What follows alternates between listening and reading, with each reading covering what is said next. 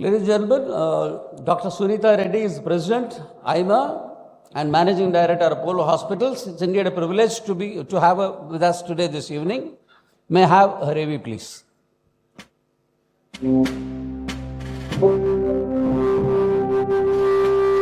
Dr. Suneeta Reddy, President of AIMA and Managing Director of Apollo Hospitals, is a visionary leader in healthcare. She has played a key role in Apollo's global expansion, digital transformation, and clinical innovation. Under Dr. Suneeta's leadership, Apollo has become one of Asia's most trusted healthcare providers. A Harvard Business School alumna, she also serves on several prominent global boards. Dr. Suneeta has been consistently recognized among India's most powerful women in business.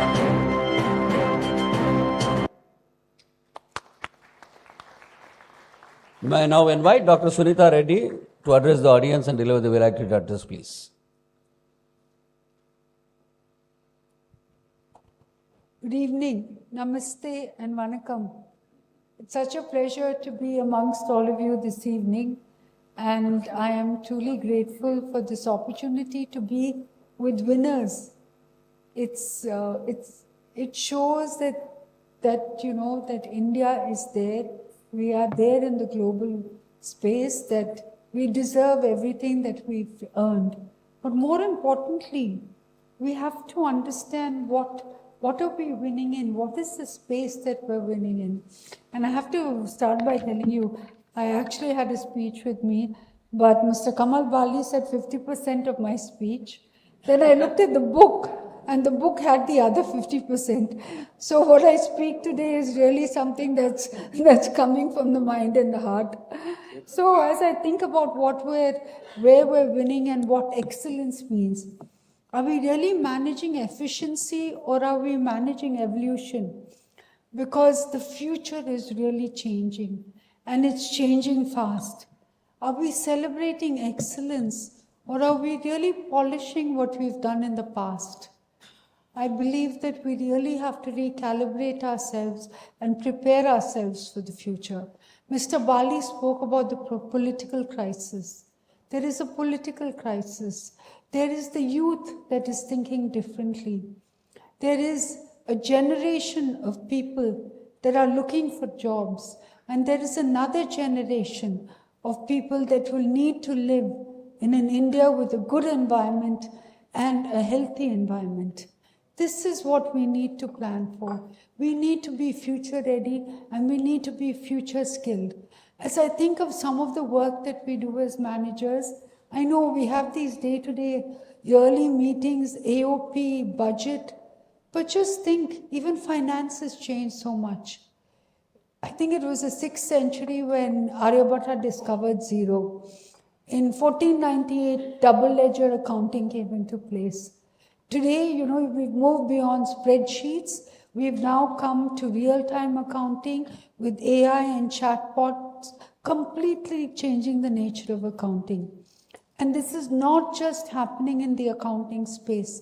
It's happening in every space around us. Look at mobility. How many of us own cars? How many of us thought that there would be metros? Whoever thought that going to space would be for fun? That this is where people would plan a vacation? Elon Musk changed the way that we thought about mobility. How many of us in India are thinking to do the same? I think this is what India is capable of. That we've always innovated in processes. We've made it cheaper, we've made it more accessible. Just think of healthcare. When I came to India 40 years ago, the life expectancy of an average Indian was 56 years old. Today it's 76 years old. It's not, while corporate healthcare has helped to make that change, I truly believe that the world is changing, and along with it, there's a combination of education, there's a deeper understanding of biology, and there's AI. There are three incredible forces that are coming together: knowledge, technology, but driven by a curiosity to do the right thing. And at the crux of this all, at the intersection of all of this, is where change for the good happens. We can, and the reason why we are process innovators, I want you to look at, so many of the businesses that currently succeed in India. We're very good at frugal innovation. But the time has come when we need to move beyond this. And the reasons are obvious. India spends 0.7% of its GDP on research. China spends 3.5% of a larger GDP on research. So when ChatGPT comes out after spending $160 billion, there's DeepSeek at 6. This is the difference between creating what is new, innovating. The difference is really the outcome and the impact of those outcomes. So as we think of the research, as we think of how things are changing, I think the 4 really important and impactful areas are definitely healthcare, because while, Mr. Bali spoke about digital twins, it was really exciting. Can you imagine having a digital twin of yourself? And then the doctor could even try different treatments and see which would work on your digital twin. And then he could try it on you, and definitely it would be a success. So in the rest of the world, there is so much happening. I mean, now there's a vaccine for cancer, for cervical cancer, and our government is rolling it out faster than any other government in the world. Just think of healthcare. Even in healthcare, US spends 16% of their GDP on healthcare. And, the UK NHS spends $270 billion. But people living in the US or UK are not happy about their healthcare. But what has India done? And this is just the government. The government has done, there's 700 people linked on Aadhaar, 700 million people linked on Aadhaar. Of this, 450 billion of them have their own personal health records. This is the scale, this is the impact in which the government itself has done. And what does the government spend? It spent $8 billion on this. So with the low spend, we're able to achieve scale and impact. This, I believe, is an opportunity that we can teach the rest of the world. And I think even in the G20 meetings, one of the outcomes was that they would learn from our digital, what we've done in the digital, not just healthcare, but across in Aadhaar, in the digital identities that we've created, in the way that, banking has improved. This is going to the last mile. Clearly, there is a global impact that India could have. But to have this impact, we have to take those first steps. As we think of a $10 trillion, I'm not even going to the $47 trillion opportunity, because we need to reach the 10 trillion first. I think there are small steps that each of us can take. But crucial to this is that in our own space, let us continue to learn, let us continue to read, and let us have an open mind, because as we think of an open mind, it's sometimes listening to the people who question you. It's the most important thing, is to deal with this criticism and use it to learn. Because, I do know of situations, and I'm sure that many women also find it hard to really speak up when they have a good idea. I think we need to be open to ideas, and more importantly, and they say this about the South, as I travel across the world, and especially when I go to Delhi, I see all of these people and they say, "Oh, you're from the South." So I said, "Yes, I'm from the South. I might not have the accent, but I'm proudly from the South." What do you think the rest of India believes? They know that we're excellent. They know that we have integrity. They know that we're intelligent. But the one thing they say that South Indians don't have is risk-taking. So they keep saying, I can quote 4 or 5 companies from the South. Of course, they've not met this room full of entrepreneurs, managers, and leaders. They've not met you, for sure. But the ability to take a calculated risk, and take a risk for the sake of doing something good. When we thought of, I'll give you a live example from my own life. When my father wanted to set up the Proton, it was a 1,200 crore project. And I also said, Dad, how do we have on this balance sheet put one project for 1,200 crores and one machinery that will cost us 450 crores? And he said, don't worry about the profits, it's okay. And the reason that, that the board and all of us went along with it is that it was done for a purpose. And that purpose was treating cancer. When we go forward, when we take a risk with the right intention, the right purpose, I think, we don't have to worry about failure.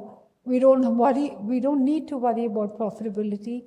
Yes, our learning curve will always be tough if we're the first ones to do it. If we're the leaders, we're the pioneers. The learning curve is always tough, but it's something that will impact society for the long term. This is the type of risk that I believe that all of us should take if we're ever going to get to that target.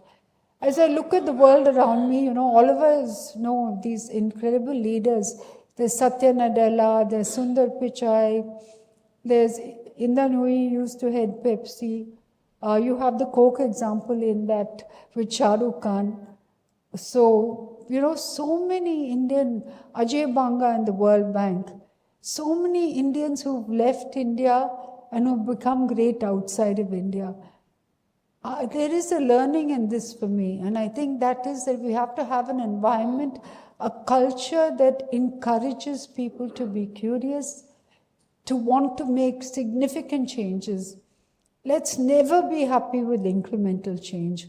When I see 10% growth and I wonder why, I wonder why. Every time when I think of that, when I see the 6.7, I know to reach $10 trillion, we have to have 8% GDP growth.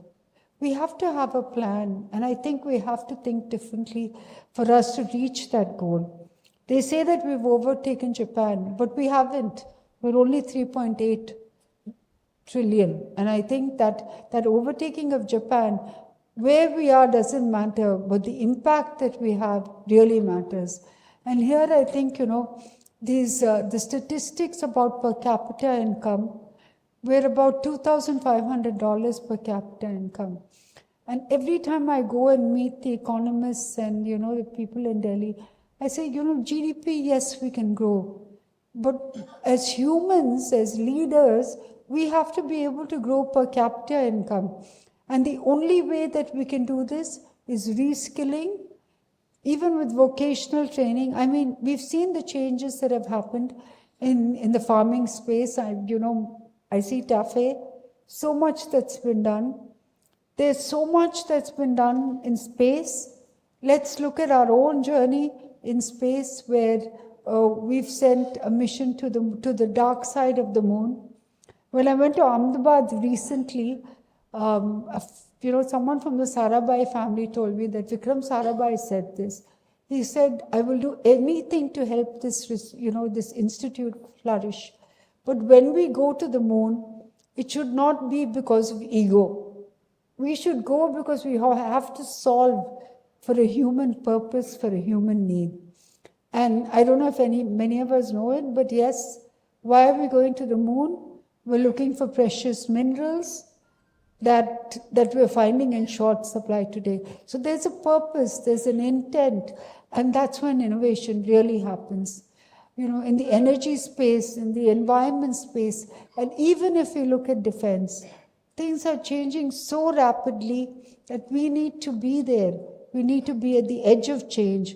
Otherwise, the next time an Indian fighter pilot goes with a Rafale, there will be a JC-10 from China that will hit one of our planes.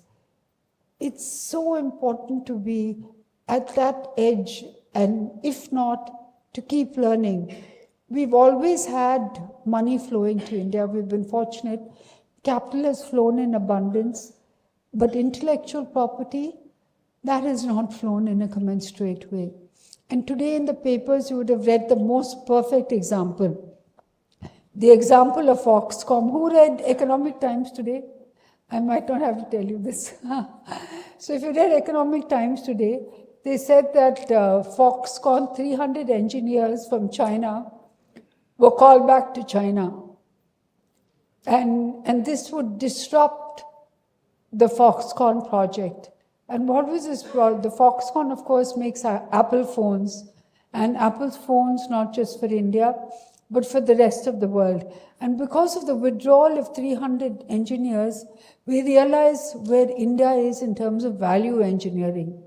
If you compare us with China, it said, they're at 38% and we're at 20%. It's so important that we move up this value chain, because when we do so, then we can also move up the per capita income of each and every Indian.